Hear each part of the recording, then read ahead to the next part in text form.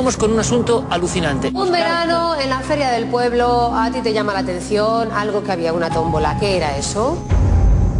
Pues era un peluche gigante, el cerdo Benito. El cerdo Benito.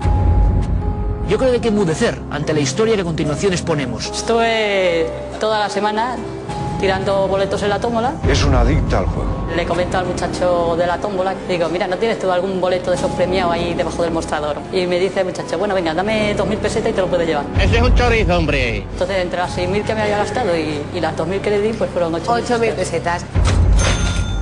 Pero hay más, hay mucho más. Gabriel se queda con el cerdito. Él te llama y cortáis por teléfono. Me dijo que o iba a buscarlo o lo quemaba en la hoguera de San Juan. ¿Qué hijo de su madre? Yo le dije, pues me tendrás que pagar las 8.000 pesetas que me gasté. Y él te dijo que sí. ¿Qué habrá ocurrido? Han pasado ya 7 años. Yo tengo que saber cuál es la versión de Gabriel, a ver si él me dice dónde está el cerdito, que a lo mejor todavía está vivo. Bueno, yo quiero que mires nuestra pantalla. Imágenes que tengo que pedir casi disculpas porque son impactantes. Un cerdo gigante nos unió hace unos años, pero tú lo quemaste.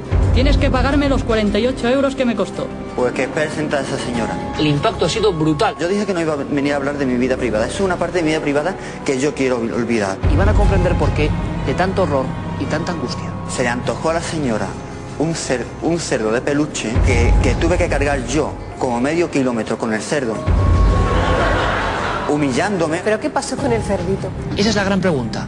Yo no quiero hablar de ello. ¿Pero no, lo quemaste? No lo quemé. Se vaciaron las bolas y yo quedé en dárselo, pero al final se terminó la relación y el cerdo pues no sé dónde está. Fue una historia demasiado negra, demasiado oscura y sobre todo de mucho dolor. En el número 4, un nen molt pesat. No. Y dice, Ana, Ana,